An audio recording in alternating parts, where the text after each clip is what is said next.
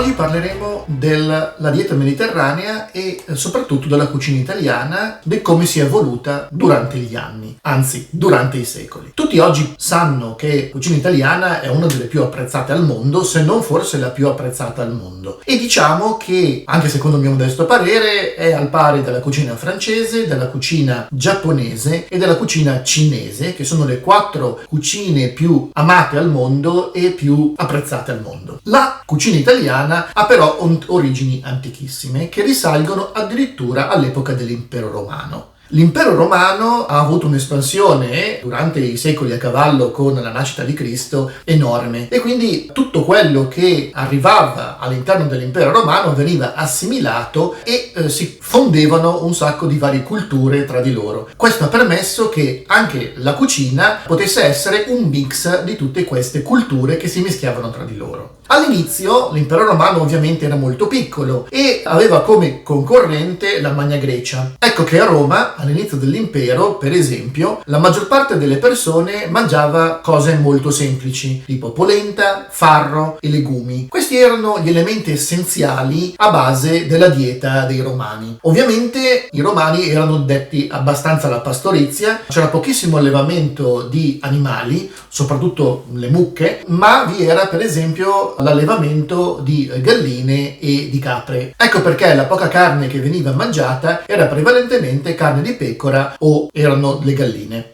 Con l'incontro della Magna Grecia, ecco che i romani hanno aggiunto alla loro dieta tutta la parte di olio e vino in cui i greci avevano un'eccellenza. È un dato di fatto che, essendo la Grecia grande produttore di olive e di ulivi sin dall'epoca pregressa dell'impero romano, l'incontro tra la cultura romana e tutto il cibo romano basato su polenta, farro e tantissimi legumi e l'olio di oliva e tutta una serie di spezie che i greci già utilizzavano all'epoca, ha permesso un balzo in avanti del modo di mangiare degli antichi romani. Ovviamente bisogna capire che c'era romano e romano, c'era il patrizio che poteva permettersi di mangiare cose molto buone e fare pranzi succulenti e c'era lo schiavo che mangiava quello che il proprio padrone gli dava da mangiare e quindi non poteva scegliersi il proprio pasto. Durante il tempo, con il crollo dell'impero romano, ovviamente,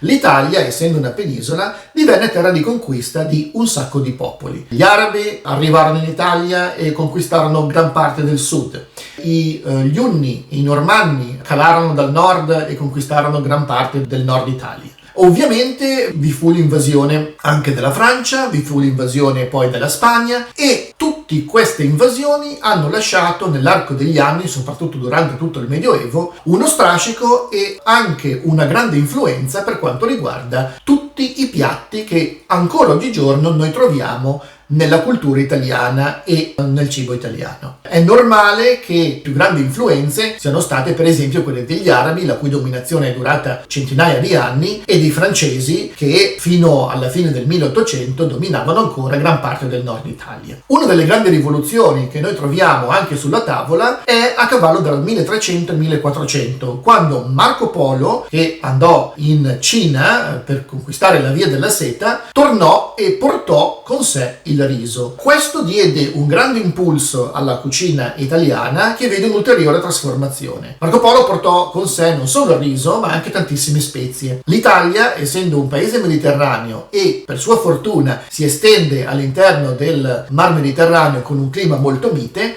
ha permesso anche la coltivazione per esempio di riso e di tutte queste spezie che Marco Polo portò dal Far East anche nel nostro paese, nel paese italiano. Questo permise e permette tutt'oggi di avere una coltivazione autoctona del riso e tra l'altro l'Italia è diventata anche uno dei maggiori produttori di riso a livello mondiale e addirittura noi abbiamo creato alcuni dei risi che oggigiorno sono tra i migliori al mondo. La terza e l'ultima rivoluzione è quella della scoperta dell'America. Nel 1492 Cristoforo Colombo scoprì l'America e dall'America arrivarono un sacco di nuovi prodotti che in Europa non erano assolutamente presenti prima. Si pensi ai pomodori, alle patate, al mais, ai fagioli, ai peperoni, peperoni, al tacchino. Tutti questi nuovi prodotti vengono introdotti in Italia e si innestarono su quello che già c'era. Quindi noi avevamo tutto quello che arrivava dall'antica Grecia, quindi la polenta, il farro, i legumi, il pane. Già all'epoca dei Romani il pane veniva fatto e cotto praticamente tutti i giorni, e vi erano 3 tipologie di pane: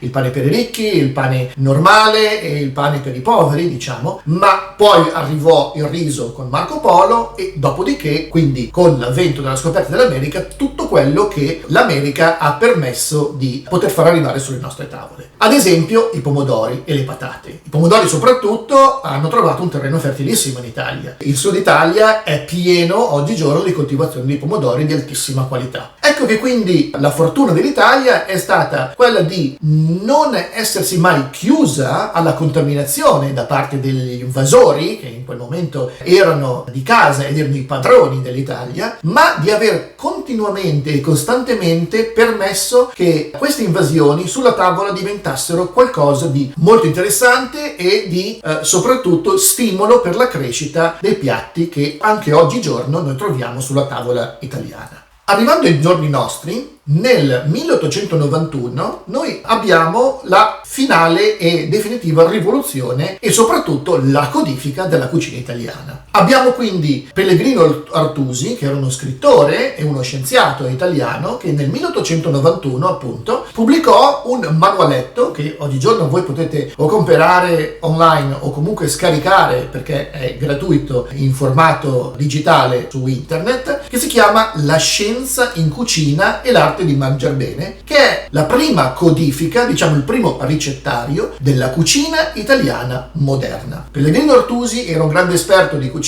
e soprattutto una persona a cui piaceva mangiare bene. Quindi lui girò l'Italia e codificò in questo libro tutte le più grandi ricette italiane dell'epoca. Ovviamente lo fece con anche grande ironia ma con grande perfezione, e quindi noi abbiamo che questa scienza in cucina e l'arte di mangiar bene è il primo grande ricettario che noi possiamo avere a disposizione oggigiorno della cucina italiana. Arrivando ad oggi, sulla base di quello che Pellegrino Artusi ha scritto alla fine del 1800 e all'inizio del 1900, noi abbiamo l'evoluzione della cucina moderna. La cucina moderna italiana è variegata ed è molto apprezzata da tutti e soprattutto da coloro i quali non vivono in Italia. Quello che per esempio per un italiano è la normalità, per uno straniero è qualcosa di sfizioso, interessante e soprattutto gustoso. Vi faccio un esempio di come ad esempio alcune tipologie di piatti si sono evoluti durante il tempo. Noi abbiamo per esempio la cacio e pepe, che è una classica ricetta in cui agli spaghetti per esempio si aggiunge il cacio, cioè il pecorino, e il pepe normale, e si fa la pasta cacio e pepe. Un'ulteriore evoluzione della cacio e pepe con l'aggiunta del guanciale dà origine alla pasta alla gricia, che non è nient'altro che una cacio e pepe con il guanciale. Dopodiché dalla gricia si sono evolute 2 altre tipologie di pasta, che sono, se si aggiunge il pomodoro, la pasta alla matriciana, e se si aggiunge invece l'uovo, la pasta alla carbonara. Ecco quindi che noi vediamo già con queste 1, 2, 3, 4 tipologie di paste un'evoluzione della specie, o meglio un'evoluzione della pasta sulla tavola degli italiani, che a secondo degli elementi che ci sono a disposizione o comunque di quello che io ho a portata di mano posso far diventare qualcosa di diverso. Io vi metto qui nel video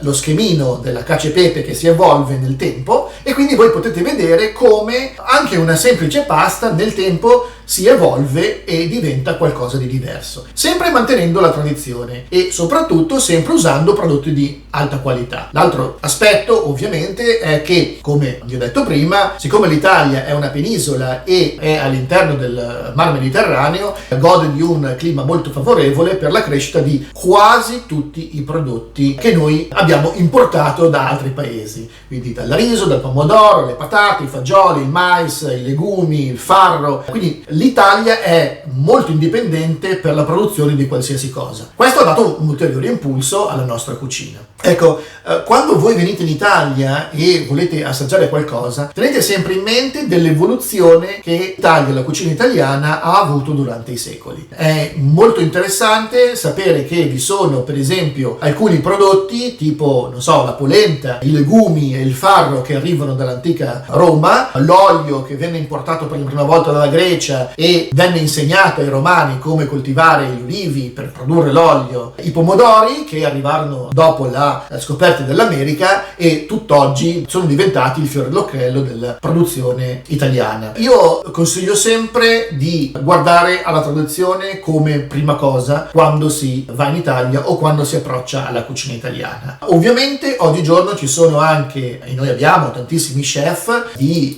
grande calibro che fanno sperimentazione di piatti nuovi, perché ovviamente l'evoluzione in tradizione è sempre una cosa da tenere ben presente. Quindi la cucina italiana non è solo una cucina che riguarda le tradizioni e statica, ma è una cucina in evoluzione. Noi avremo molto probabilmente tra 20 anni, 30 anni o 50 anni dei piatti che vengono creati in questo istante, in questo momento, dai nuovi chef. Ma intanto io vi consiglio di andare in Italia o andare a pasteggiare con un amico italiano a casa sua e farvi cucinare i piatti della tradizione italiana.